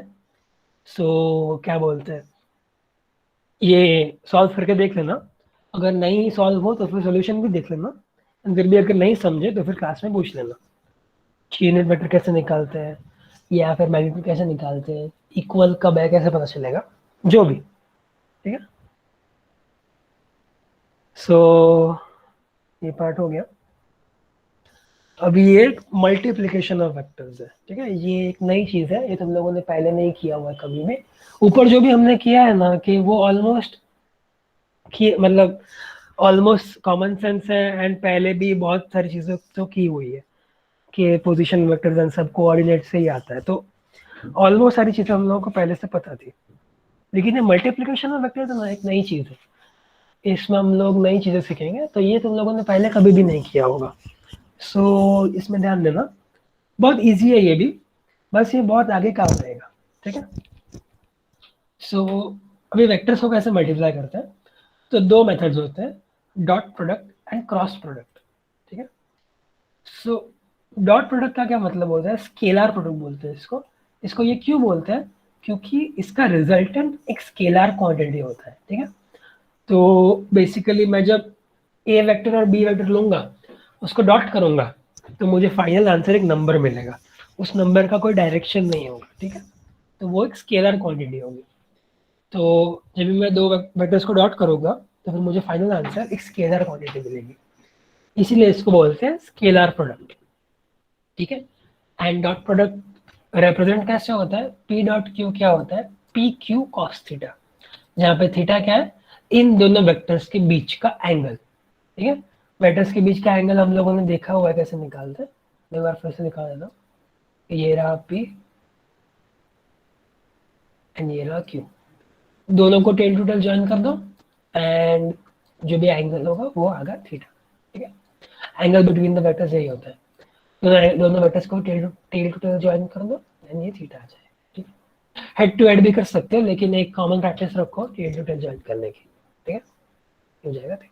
हेड टू हेड अगर किसी को करना हो तो मैं दिखा देता हूँ, ये भी सेम है इनमें। ठीक है, एंगल बिटवीन द वेक्टर्स होता है ये। तो जब मैं P vector and Q vector का डॉट करता हूँ, तो फिर वो आता है पी क्यू कॉस थीटा। ठीक है, सो ये होता है डॉट प्रोडक्ट। तो अब इससे कैरेक्टरिस्टिक्स देख लेते हैं कि the scalar products of two vectors is equivalent to the product of the magnitude of one vector with the magnitude of the component of the other vector in the direction of the first. Okay, so इसका क्या मतलब हुआ कि P dot Q basically जैसे, हाँ ठीक है, diagram से अच्छे से समझ जाएगा कि ये देखो, ये है Q cos थीटा, है ना। सो बेसिकली ये क्या है कि ये रहा P वेक्टर, ये रहा Q वेक्टर, और ये रहा थीटा। तो मैं Q का कंपोनेंट लेता हूँ इन द डायरेक्शन ऑफ P, जो हम लोग इतने टाइम से ऊपर करते आ रहे हैं। बस तभी क्या था, तभी x एंड y यूज करते थे हम लोग, है ना। अभी हम लोग P के डायरेक्शन में कंपोनेंट ले रहे हैं Q का, तो वो क्या हो जाएगा, मैग्नीट्यूड टाइम डायरेक्शन। डायरेक्शन तो ये है, मैग्नीट्यूड कैसा आएगा, ट्रिग्नोमेट्री से आएगा। तो ये क्या हो जाएगा, Q का मैग्नीट्यूड क्या हो जाएगा इस डायरेक्शन में, Q cos थीटा। थीटा क्या है, एंगल बिटवीन द वेक्टर्स, तो ये रहा Q cos थीटा। ठीक है, magnitude of Q in the direction of P, and ये तो P तो यही है। So basically P Q cos theta क्या होता है, P times Q cos theta, मतलब component of Q in the direction of P times P, ये होता है डॉट प्रोडक्ट।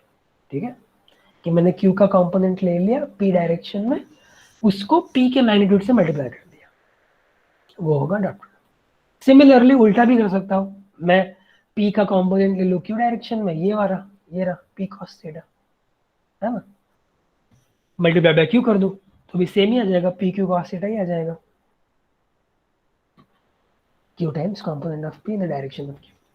ठीक है, so the scalar product obeys the commutative law. Commutative law क्या होता है कि P dot Q equal to Q dot P।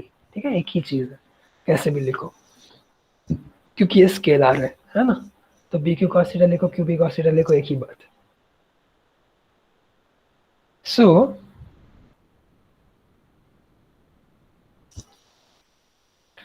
ये डिस्ट्रीब्यूटिव लॉ भी ओबे करता है, इसका भी एक डेरिवेशन होता है, लेकिन वो स्कोप में नहीं है, इसलिए हम लोग नहीं करेंगे।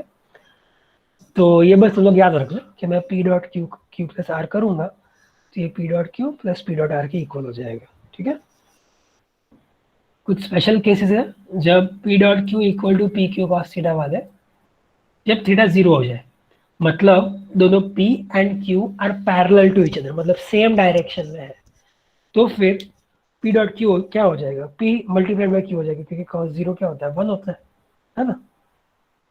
And this I cap dot I cap, J cap dot J cap, के कैप डॉट के कैप 1 होता है, मतलब यूनिट वेक्टर्स का जब मैं खुद के साथ प्रोडक्ट करूंगा तो फिर वो 1 हो जाएगा।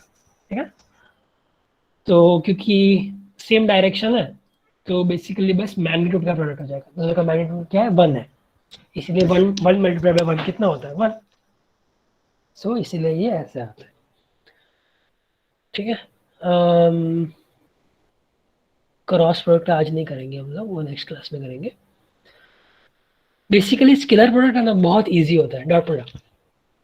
फिर मान लो कि थीटा इज 180 डिग्रीज, तो फिर क्या हो जाएगा, कॉस 180 क्या होता है, -1 होता है, तो पी डॉट क्यू क्या हो जाएगा, माइनस टाइम्स पी क्यू हो जाएगा। ठीक है, एंड थीटा अगर 90 डिग्रीज हो गया, तो फिर टू वेक्टर्स आर परपेंडिकुलर, मतलब डॉट प्रोडक्ट हो जाएगा 0। क्यों, क्योंकि cos 90 होता है 0। ठीक है, सो इसीलिए I cap dot J cap dot K cap dot I cap सारे 0 होते हैं, क्योंकि ये सारे एक दूसरे के परपेंडिकुलर है। तो कभी कोई पूछेगा कि बताओ ये दो वेक्टर्स है, ये परपेंडिकुलर है कि नहीं, तो सीधा सीधा क्या करेंगे हम लोग दोनों वेक्टर्स का डॉट प्रोडक्ट लेंगे, एंड अगर वो 0 आ गया तो इसका मतलब होगा कि दोनों वेक्टर्स परपेंडिकुलर है। ठीक है, ये होता है टेस्ट ऑफ परपेंडिकुलर, मतलब दोनों वेक्टर्स परपेंडिकुलर है कि नहीं। अगर P इक्वल टू Q हो गया, तो फिर P डॉट Q क्या हो जाएगा, तो बेसिकली ये ऊपर से देख सकते हैं हम लोग, या फिर डायरेक्टली देख लो कि P इक्वल टू Q हो गया, तो P डॉट Q क्या हो जाएगा, P डॉट P हो जाएगा, एंड सेम डायरेक्शन है, इसलिए सिर्फ मैग्नीट्यूड का प्रोडक्ट हो जाएगा, इक्वल टू हो जाएगा P स्क्वायर या फिर Q स्क्वायर।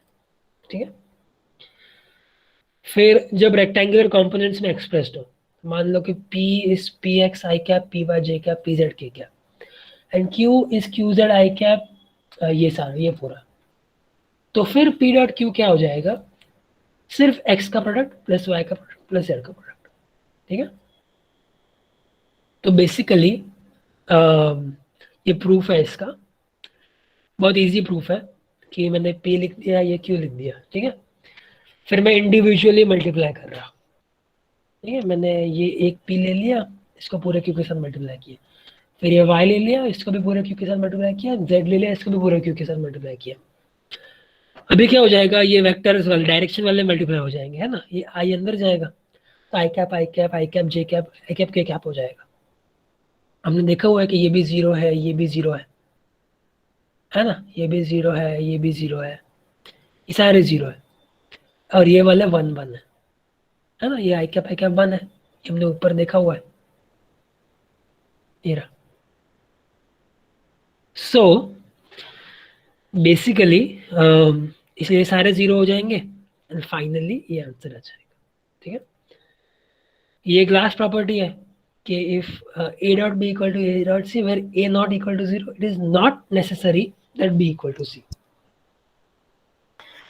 ठीक है, ये ठीक है, ये हम लोग बाद में थोड़ा ज़्यादा डिटेल में कर लेंगे।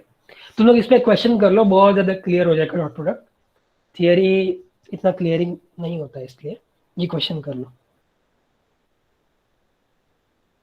तुम लोग खुद से ट्राई कर लो, नहीं होगा तो फिर मैं कर दूंगा। ठीक है, 3 मिनट्स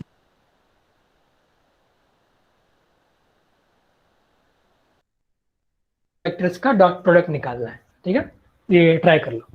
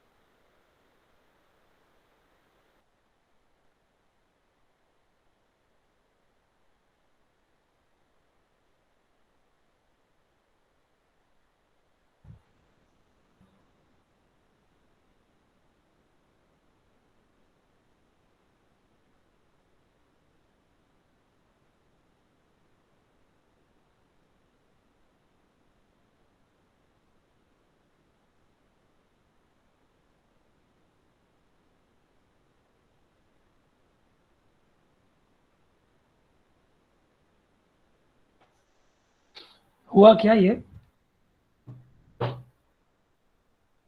हेलो,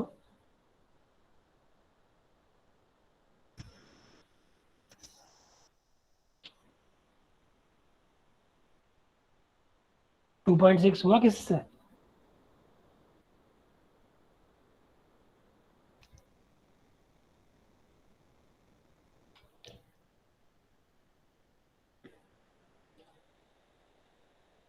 हेलो,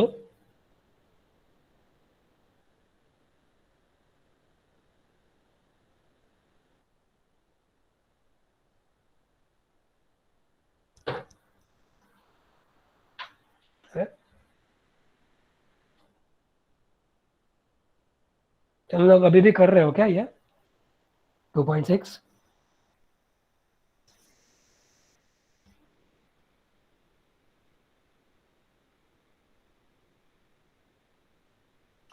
अच्छा ठीक है, मैं दिखा देता हूँ ये कैसे करना है। सो बेसिकली इसमें यही यूज़ किया है जो हम लोगों ने इधर देखा है, ये वाली चीज़। सो इसमें क्या है कि v1 डॉट v2 करना है, तो ये वेक्टर 1 है ना, एंड ये वेक्टर 2 है। सो इसको ऐसे लिख दिया, इसको ऐसे लिख दिया। फिर डॉट प्रोडक्ट में क्या करते हैं, बस i वाले को मल्टीप्लाई कर दो, j वालों को मल्टीप्लाई कर दो, k वालों को मल्टीप्लाई कर दो। ठीक है, बस ये आंसर खत्म। इतना ही था इस क्वेश्चन में। ठीक है, क्योंकि i dot i, j dot j, k dot k 1 होता है एंड ये 0 होते हैं। ठीक है, मैं नेक्स्ट क्लास में एक बार वापस डॉट प्रोडक्ट रिवाइज करा दूंगा। ठीक है, अभी मुझे लग रहा है थोड़ा जल्दी जल्दी हो गया पूरा। सो तुम लोग एक काम करो, नेक्स्ट क्लास तक इधर तक पढ़ लेना टेक्स्ट बुक में से। ठीक है, जो भी एग्जाम्पल से सॉल्व कर लेना, एंड डॉट प्रोडक्ट वाला पूरा पढ़ लेना, ताकि तुम लोगों को जो भी डाउट्स आए तुम लोग नेक्स्ट क्लास में पूछ सको। ठीक है, फिर हम लोग क्रॉस प्रोडक्ट चालू करेंगे नेक्स्ट क्लास में। ओके, सो किसी को कोई भी डाउट है इस लेक्चर में अभी तक जो भी हमने किया है? कुछ डॉट प्रोडक्ट का भी पूछना हो तो अगर पूछ लो।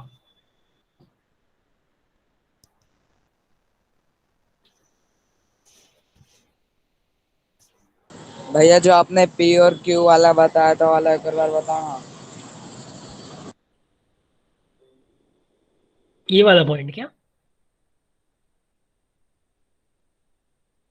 ये वाला पॉइंट बताओ वापस।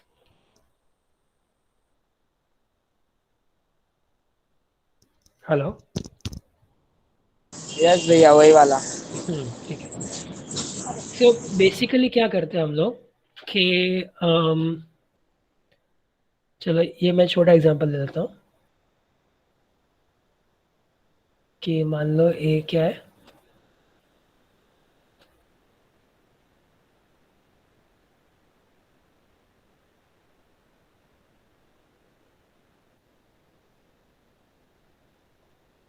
ये रहा बी।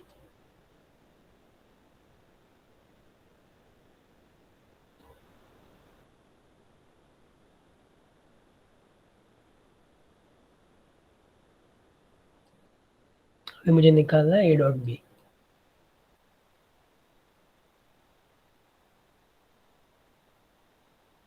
ठीक है, तभी मैं ये कैसे निकालूंगा, पहले ए लिख दो एंड बी लिख दो, तो ये क्या हो जाएगा, ए एक्स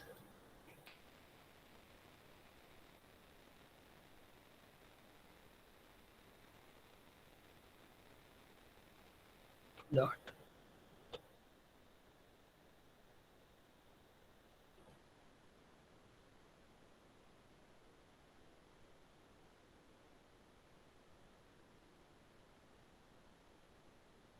अभी इसको, क्योंकि हमने देखा था कि ये डिस्ट्रीब्यूटिव है और सब है ना, जो हमने ये इसके प्रूफ्स नहीं देखे, लेकिन ये डिस्ट्रीब्यूटिव एंड सब होते हैं, तो इसीलिए मैं इसको अलग अलग कर दूंगा। तो कैसे अलग अलग करूँगा, इसको बोलूँगा मैं A X I cap dot B X I cap plus B Y plus plus A Y J cap dot B X I cap plus B Y J cap है। सो अभी मैं इसको अंदर लेके जाता हूँ, ठीक है। तो फिर ये क्या हो जाएगा, डॉट प्रोडक्ट है ना वेक्टर्स के बीच में होता है, ठीक है, स्केलर्स के बीच में नहीं होता। तो ए एक्स एंड बी एक्स तो स्केलर्स है, बी वाई ए वाई बी सारे स्केलर्स है, तो इनको कोई फर्क नहीं पड़ेगा, ठीक है। तो फिर ये तो बाहर आ जाएंगे, डॉट प्रोडक्ट से वेक्टर्स के बीच में होता है, तो फिर इधर वेक्टर्स क्या आई कैप जे कैप दो ही वेक्टर्स है इधर, ठीक है। तो जब इधर मैं डॉट प्रोडक्ट करूंगा तो फिर ए एक्स बी एक्स तो बाहर आ जाएगा, ठीक है, ए एक्स बी एक्स तो बाहर आ जाएगा एंड बचेगा क्या, I cap dot I cap dot I cap. वैसे ही इधर ए एक्स बी वाई बाहर आ जाएगा, तो ए एक्स बी वाई बाहर आ जाएगा, क्या बचेगा, I cap dot G cap.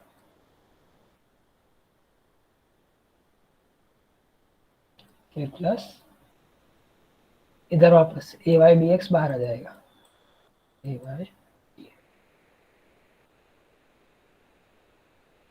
I J cap dot I cap, same ही है, J cap dot I cap dot J cap एक ही चीज है, वापस प्लस लास्ट चीज ए वाई बी वाई।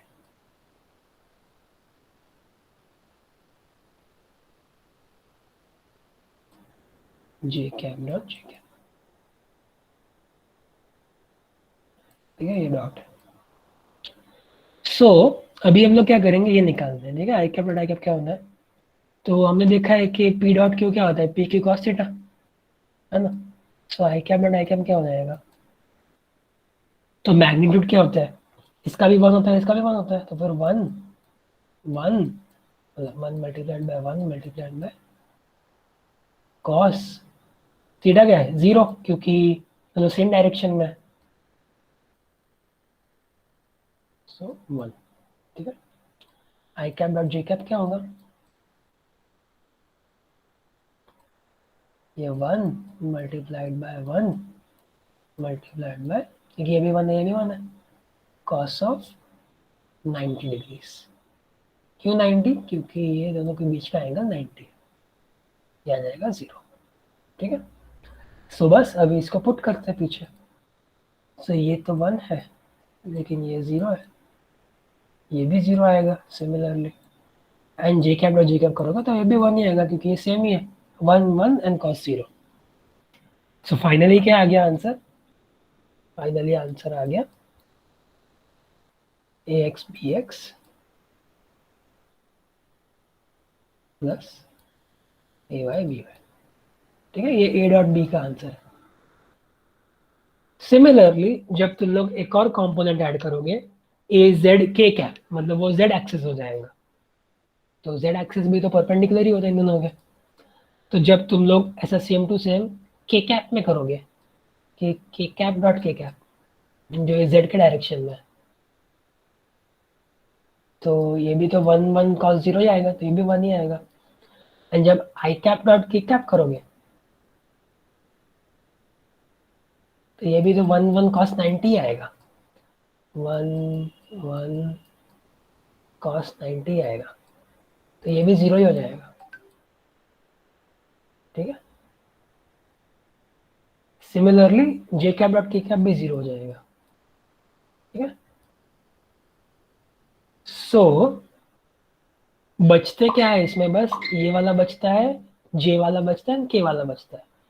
तो जब हम लोग ये पूरा, तो फिर ये मैंने टू वेरिएबल्स के देखे हैं, जब तुम लोग एक्सटेंड कर दोगे तो तीसरा वेरिएबल भी आ जाएगा इसमें, लेकिन इसके फर्स्ट टू वाले तो जीरो हो जाएंगे, क्योंकि इधर आ रहा है के कैप डॉट आई कैप, के कैप डॉट जे कैप, सिर्फ लास्ट वाला बचेगा, ठीक है। इधर यही किया हुआ है कि पहले दोनों जीरो हो गए, लास्ट वाला बचा, ठीक है।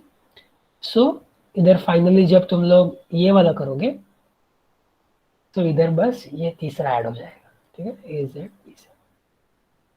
सो यही होता है ए डॉट बी।